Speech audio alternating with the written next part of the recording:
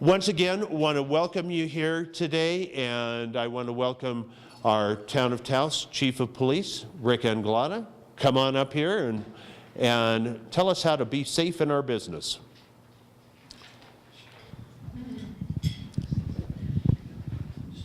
And once again, we will have plenty of time for question and answer period after the Chief's remarks. So think of your questions and be ready for when he concludes his remarks. So let's give the Chief a big hand. Well, thank you all for being here, and we've been trying to set up this meeting for quite some time to reach out quite a bit more to the business community. What I've handed out is a security checklist that will help businesses. I've got one for pharmacies as well. Anyone with a pharmacy here? You have a pharmacy checklist? Let me get you one back there. Well, just to let you know, the Taos Police, we've stepped up our community involvement in the last year and a half or so. Not sure if any of you follow Facebook, Twitter, and YouTube, but we're on all three of those venues. It's as an avenue to get more community involvement, and we've really stepped it up. We're up to almost 2,700 followers on Facebook, and my idea with that was not only to put out great information to the community, but also to get the pulse of the community back to us. And my desire is to change communities' attitudes and perceptions of who the police are and what our function is, and to gain more of an understanding, but also to change my department's perception of the community's involvement. You know, we'll never have enough resources to do it on our own, so that's why we have to share that joint responsibility with each other. That's the only way that we're gonna solve more crimes that way, and we're also gonna prevent more crimes. So what we've come up with is a security checklist that will help your businesses. And if you follow along with me, we'll start with the alarms. In a year's time, we handle over 800 alarm calls a year, and I would say that 99% of those are false alarms. So that's a big drain on our resources, our manpower. You know, when we should be tying up our resources doing other positive things, catching criminals. And so we do have an alarm ordinance that allows for 2 false alarms per year, and since then no one has actually been fined for going over those 2. But you know, in response to having 800 false alarms a year, we've got to step that up and do something to protect the false alarms. So we're looking at tweaking our order a little bit.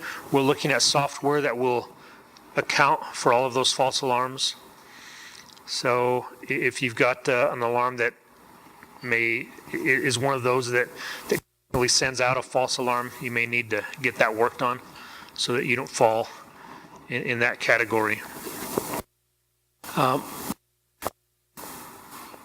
You may also, if you don't have a visual flashing light, you may also think about getting that as well, just to get our attention, especially at night. And nowadays, you know, the cars are built so they're soundproof, and if we've got our radio going and music, or and not only us but from the public as well, if they don't hear the alarm going off but they see a red flashing light, that's going to get someone else's attention. So that's something else to think about, is a visual alarm as well as audible. The alarmed areas, it gives you what to alarm. And skylights are great to have, but it's also a method of entry that's usually not covered by an alarm. And I know we have caught some skylight burglars in the past, but think about that. If you do have skylights, even on your in your residence. So this can encompass your residence as well, not just your business. Sensor types, physical designs, moving down to locks and locking devices. Are there any people from lodgers here? Anyone with a hotel? No? Okay. Well, we've had issues with some of the hotel employees, with hotel staff issuing too many master keys. So then when they have a burglary from one of their rooms, it's hard to track down who's possibly responsible because they, all of their employees have a master key. So limit who you give a master key to. If you have a numbered system, or if you have a card swipe system that can keep track of each employee separately, that would surely help as well. So try to have key if you can. Moving over to physical barriers. I don't know if you've seen videos lately, but criminals are now using their vehicles as battering rams to crash through even bulletproof glass and steel doors. They'll back right through it as a quick way to get in. They're no longer trying to use just a simple crowbar or screwdriver or break a window to get in. They'll back their truck right through the building if they have to. So the use of concrete barriers and huge planters can help your business as well. It's great, moving down to videos, it's great to always have a video or a photograph, but many times the video is so out of focus that we can't make out who the suspect is. So, we'd like you to maybe zoom your camera in to get more of a facial shot than a full-length body view. I mean, it doesn't do us any good to have a full-length view of that person if we can't zero in and see their face. So if you have access, or call your security company to zero in that focus on the face, that will really help us to identify burglars a lot better.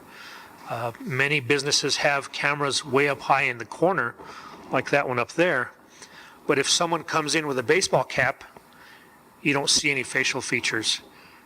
You may see from here down. That really doesn't help us. So if you can maybe somehow put a hidden camera where it will their facial features, think about that as well. Digital versus VHS. Of course, we all know that VHS is becoming a thing of the past, like the 8-tracks and cassettes. So I think we can still accommodate a VHS in our office if we have to, but usually we try to get a copy of your video for our purposes, but digital is really the way to go nowadays. And then if you have access to have like a dummy VHS tape, because burglars and armed robbers are getting smarter now to where they'll want to take the tape. It's great if you have a dummy tape to give them. That's if you do have a date stamp and time on your video system, make sure that that's the correct date and time. It's really hard for us when we have to go to court to prove that, well, this isn't the correct date, but it should have been this date. So that's something that's a little hard to overcome in court. So try to get that set right. There's many different types of systems. You can have one that starts with the event. If your business is broken into, it'll set the camera in motion, so it's not continuously running and using up space on your hard drive or tape or whatever system you have. Moving on to the back side. Trying to save paper, I use the front and back. The main thing that we want you and your staff to know is the most important goal in a robbery situation is to stay safe and not get anyone hurt. So the way to do that is to instruct your staff and teach them, actually seek out lessons if you can, to keep the robber as calm as possible, because they're going to go in wired up, just on edge. Any little movement may cause them to react. So your employee wants to keep them as calm as possible and assure them that they're going to cooperate in any manner. So the banks are really your best resource for that type of training, because they do it all the time. Banks are prepared better than anyone for an armed robbery situation. So if you have that rapport and relationship with a bank, which I'm sure you do, seek out training from them. We'll be glad to come in and help as well. But also have training for your staff. Who's going to be responsible for locking the doors once the robber goes out? Who's going to call the police?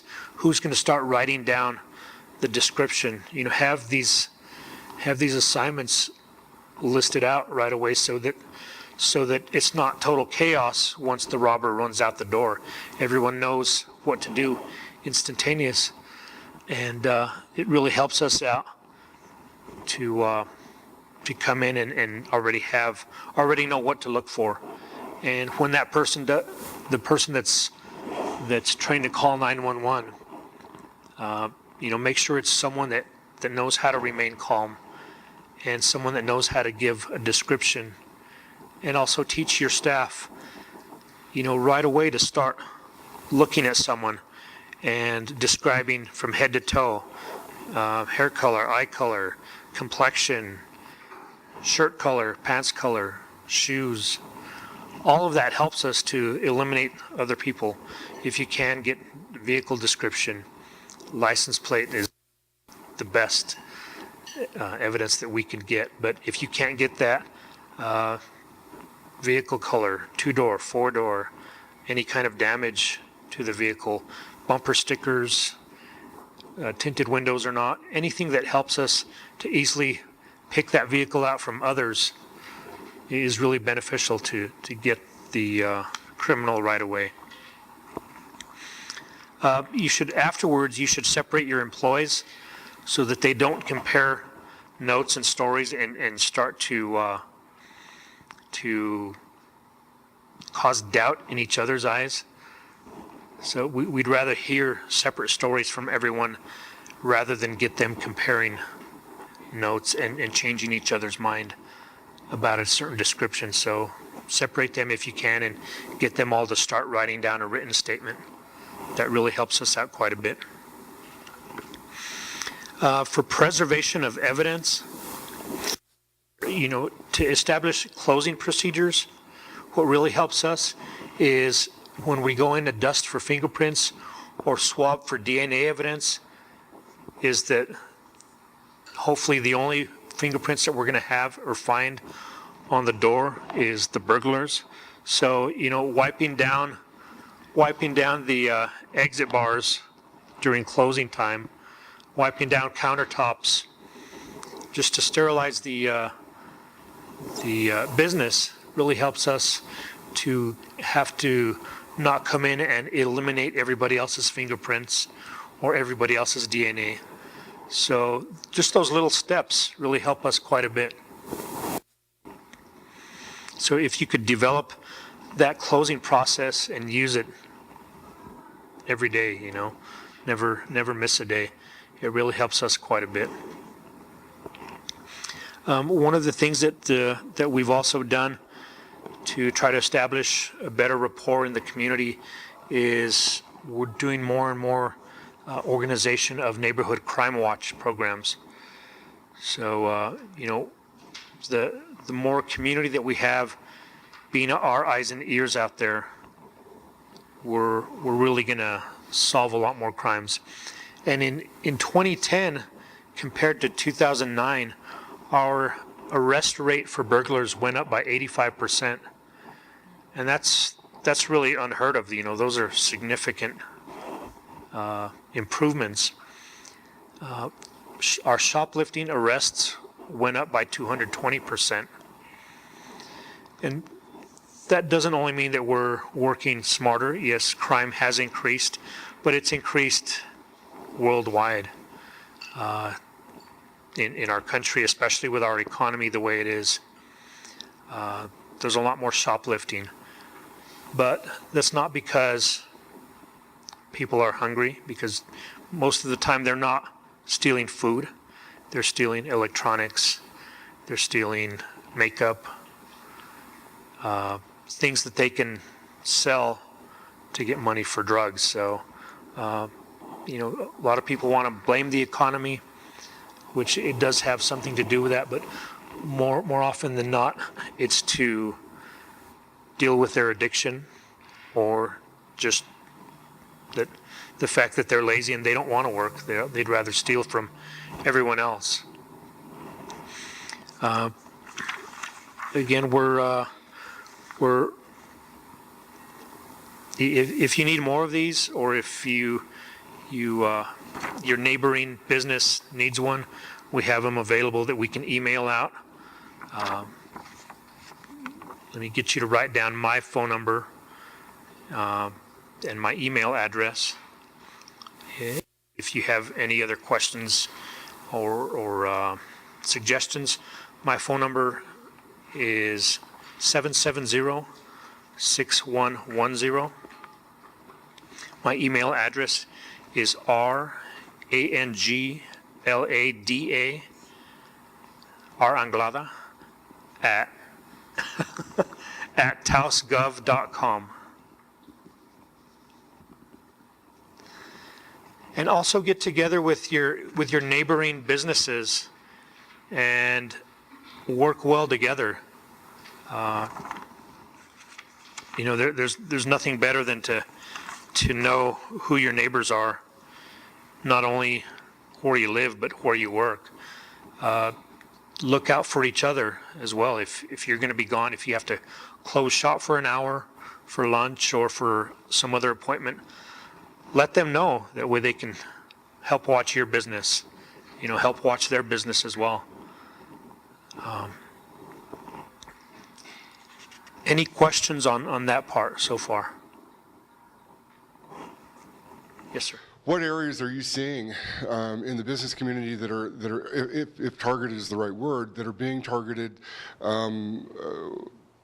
Is there a thread or a trend right now in criminal activity and burglaries and things like that in any given business sector? There really is no set pattern, which is why we're reaching out to establish that rapport and that relationship with everyone. Watch or neighborhood watch, is there something that the businesses can do collectively that might be, you know, I'd hate to think that you're getting calls where you don't need them. You know, somebody suspicious is in the parking lot, but are you looking for that kind of information as well? Well, we are. In fact, Lieutenant Maggio, I'm going to have him speak a little bit about another program that we're working jointly with APD and other agencies across the state with the business community, where we share a lot of information because, as I said, burglars and thieves don't have jurisdictions, so they'll move from city to city, town to town, and cause or be involved in criminal activity there as well. So there's a lot of information being shared amongst some of the big corporations like Walmart, Target, Home Depot, Lowe's, Walgreens, where they share a lot of photos and videos of people that hit their stores. They spread that around where businesses will know who to look out for. So there's a lot of that going on, and we're trying to incorporate some of that up here. So you can see more of that coming in the future. Well, mostly people call our main dispatch number, which is 758-2216. That's the main line. But if you see a crime occurring, 911, to me, that's an emergency, is a crime occurring. So it's not really that big of a factor if you suspicious activity to call 911. That gets the dispatcher's attention that much quicker, but it all goes to the same place. But we try to reserve the 911 line for like a life or death situation, but I wouldn't discourage someone to not calling 911 for suspicious activity or burglary in progress or anything like that. The form that you have there, if you email that to me, I'd be happy to email it out to our membership so they can all have access to that.